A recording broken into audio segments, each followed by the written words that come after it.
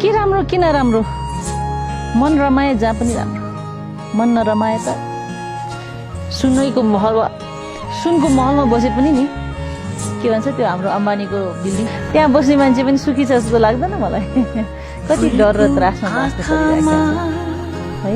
तर फेरि कोही जङ्गलमै बसेको छ गुफामै बस्दा पनि डर छैन मन आनन्दित छ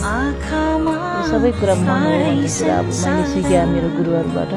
फुलको आँखामा फुलै संसार ताराको आँखामा तारै संसार झुल्किन्छ है छाया वस्तु अनुसार काँडाको आँखामा